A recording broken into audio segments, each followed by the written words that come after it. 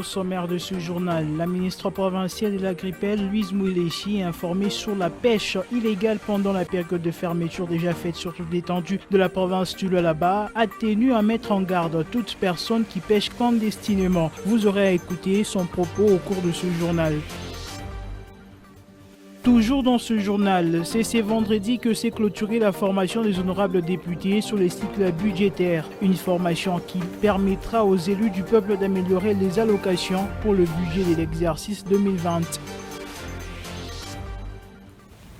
Mesdames, Messieurs, bienvenue à cette édition du journal. Depuis un certain temps, le prix d'un sac de farine de maïs n'en fait que galoper. Denrées de première nécessité, les Lualabais veulent voir l'implication des autorités compétentes dans cette affaire afin d'épargner certaines familles de la famine. Suivez.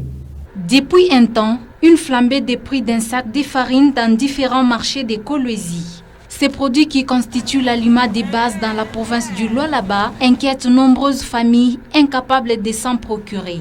Visiblement, la hausse vertigineuse constatée sur les marchés impacte sur les paniers de la ménagère. Un sac de farine de maïs qui jadis coûtait 2600 francs, voire 32 000 francs, revient aujourd'hui à 45 000 francs, chose qui n'enchante pas plus d'un Lualabé, qui s'est dit être abandonné par les autorités de la province. Selon les marchands rencontrés sur place, les causes de cette hausse du prix d'un sac de farine de maïs restent non élucidées. Depuis plusieurs mois maintenant, la province du Lualaba fait face à la problématique d'approvisionnement en farine de maïs. Les autorités doivent trouver des mesures palliatives pour mettre fin à ces problèmes qui est devenu un cantique malgré la dernière réunion tenue par le ministre national de l'économie avec les opérateurs économiques de la province qui auraient fixé le prix d'un sac de farine à 16,5 $. Cette décision semble être ironique. En rapport avec la fermeture de la pêche sur toute l'étendue de la province du Lualaba, la ministre provinciale de l'Agriculture, Pêche et Élevage, Louise Mouléchi, a tenu à mettre en garde toutes les personnes qui se livrent à la pêche au cours de cette période de fermeture. On l'écoute. La fermeture de la pêche, ce n'est pas pour le plaisir de le faire, mais la population d'abord doit savoir que nous devons sur 12 mois laisser seulement 3 mois aux poissons de se reproduire. Aujourd'hui, la province a 3/4 de cours d'eau. Mais dans ces 3/4 de cours d'eau, il n'y a plus de poissons. Parce que les gens sont en train de pêcher avec des filets qui ne sont pas dans les normes de pêche. Alors, ce qui fait qu'ils sont en train de pêcher même les œufs de poissons, même les alevins. Donc, il n'y a plus rien dans les eaux. Maintenant, le poisson, ça devient à chercher. C'est devenu une denrée à importer, ce qui n'est pas normal. Et pourtant, nous sommes vraiment les plus riches avec ce que Dieu nous a donné comme cours d'eau. Et pourtant, là où nous importons, nous n'avons pas les cours d'eau que nous on a. Nous avons le fleuve Congo chez nous. Donc, on devrait être le plus riche en poissonnerie, même à l'exportation, on devrait être parmi les premiers importateurs dans le domaine du poisson. Le gouvernement est en train de bien faire son travail. Dernièrement, nous sommes allés voir des gens qui pêchaient avec des moustiquaires. Qu'est-ce qu'ils ont dit? Non, ça c'est la tracasserie. Ce n'est pas la tracasserie du côté du gouvernement. Nous sommes en train de faire notre travail. Nous sommes en train de bien encadrer les pêcheurs. Voilà pourquoi, si nous disons qu'il y a fermeture, c'est pour permettre aux poissons de se reproduire. Et aux gens qui ne veulent pas comprendre. Et ce sont les mêmes personnes qui se disent non, il n'y a plus de poissons, il n'y a que seulement des thomsons, oubliant qu'on a fermé pour la reproduction, mais eux vont faire la pêche en cachette, en catimini, ce n'est pas correct. Le gouvernement est en train de faire son travail, que les gens ne prennent pas cela, ne considèrent pas comme étant la tracasserie, c'est pour réglementer la pêche afin de permettre la reproduction de poissons. Lancé depuis le 26 novembre dernier, les travaux de réhabilitation de l'avenue Mukaka en commune de Manika se poursuivent sans désemparer. D'ici quelques jours, cette artère revêtira de sa plus belle robe. Suivez. Ce sont les engins disposés à asphalter l'avenue Mukaka jadis. À la merci de tous. Dans les jours à venir, cette avenue va revêtir de sa plus belle robe. Selon l'ouvrier, la première étape consiste au compactage de la terre.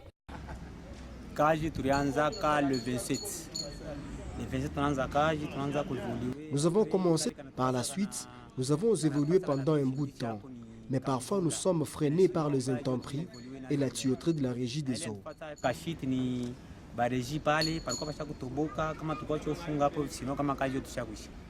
Débutés depuis le 26 novembre dernier, les travaux de réhabilitation de l'avenue Mukaka avancent à pas de géant, malgré les intempéries. Les travaux d'asphaltage de la route Kazembe vont bon train. À ce jour, l'entreprise à pied d'œuvre procède à la pose de la deuxième couche de 5 cm. Face au fonctionnement des travaux, le riverain condamne le fait qu'une seule partie de cette route est asphaltée. Suivez.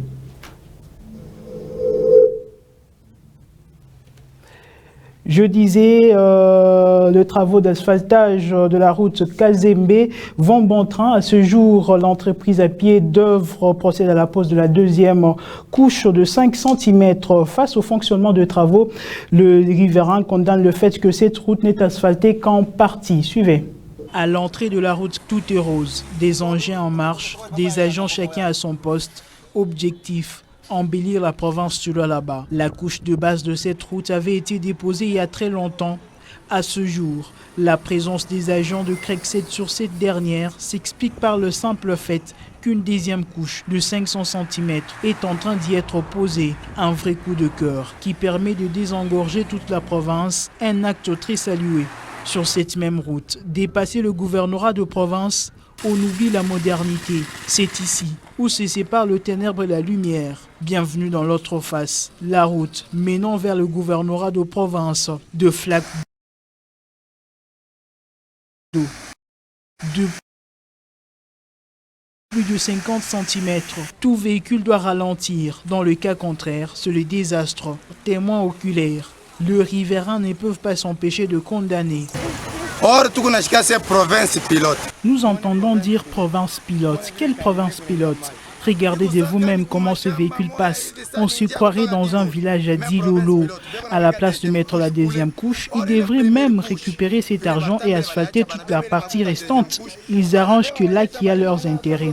Donc leurs écoles ou leurs maisons, je demande une vraie solution. Comme on a l'habitude de nous dire, solution, solution. Solution. D'autres, avec un esprit d'autoprise en charge, optent pour le prix et de sacs de sable pour donner accès à leur maison. Bien que des engins y passent régulièrement, ce ne sont que des éléphants blancs contactés à ces sujets. Le ministre des Infra informe que les travaux ne vont pas se limiter qu'au niveau du gouvernorat, mais ils iront jusqu'au village Moanfoué, à la population de garder son calme. Après plusieurs cas répétés de tueries dans la province du Lualaba en général et dans la ville de Kolwezi, dans le cas le plus récent est celui de l'assassinat d'un commandant et de son fils au quartier Kabila. De ce fait, une parade mixte a été organisée le jeudi 5 décembre par la police nationale congolaise en vue de prendre des mesures sécuritaires dans cette période de festivité. On écoute Roger Singa au micro de Freddy Sangwa. De saluer la mémoire du feu sous-commissaire Kapenda Sakindondo qui a été assassiné au quartier Kabila il y a 2 jours, également du capitaine John de FARDC assassiné à Tenke. J'ai parlé également de la discipline parce qu'on ne peut pas parler à la troupe sans évoquer la discipline étant la mère des armées. J'ai fustigé quelques comportements négatifs de la part de nos éléments qui sont cités dans les cas de criminalité, qui sont cités dans les cas de brutalité sur le terrain. Nous avons fustigé cela. Nous devons travailler avec professionnalisme, avec respect des droits de l'homme, comme une police moderne au standard international. Vous savez que la population se prépare pour bien passer les fêtes de fin d'année. Mais dans cette population, il n'y a pas que les bons, il y a aussi les mauvais qui ont déjà commencé. Vous avez appris par-ci par-là des cas de criminalité ici à Kolwezi et dans les autres entités de la province.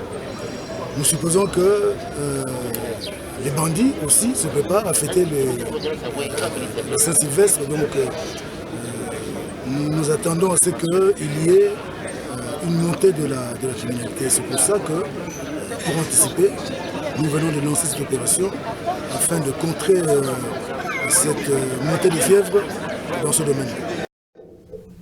Clôture ce vendredi 6 décembre 2019 à l'Assemblée provinciale du Lualaba de l'atelier de formation des honorables députés du Lualaba sur les cycles budgétaires. Pendant plus de 3 jours, les élus du peuple ont été outillés afin d'améliorer leurs allocations pour le budget de l'exercice 2020, surtout dans sa rubrique de l'éducation. Suivez. L'Assemblée provinciale du Lualaba est dans une session essentiellement budgétaire directement. Les projets de dits budgétaires pour l'exercice 2020 est déjà sur la table des élus provinciaux. Ça vient de tomber à pic. Les députés du Lualaba ont pendant 3 jours été sur les bancs du savoir pour améliorer les taux d'exécution du budget de l'éducation. Les effets induits de la gratuité de l'enseignement des bases sont très palpables sur le terrain. Certains enseignants ont déjà tourné les dos au tableau. Bien que les trains étant déjà en marche, il est impérieux de s'arrêter à chaque gare pour l'entretien de l'appareil afin d'éviter les déraillements. Quelques recommandations ont été formulées vis-à-vis de l'exécutif mais aussi des honorables députés pour sauver la gratuité de l'enseignement des bases. Appuyer l'exécutif provincial à présenter les budgets avec les annexes conformément aux lois et règlements en vigueur. C'est l'honorable rapporteur de l'Assemblée provinciale, Donat Chimboge, représentant le président de la première institution de la province, qui a prononcé les mots de clôture. L'Assemblée réitère sa demande à notre partenaire Accélère pour revenir, en tout cas le plus rapidement que possible, tant que faire se pourra, pour organiser encore d'autres sessions pour accompagner l'Assemblée.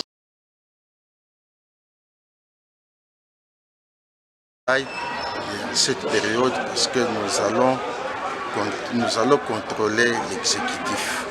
Comme la matière a concerné le budget, il fallait voir quelles sont les lignes qui sont prioritaires, comment est-ce que nous devons nous y prendre pour contrôler ces budgets.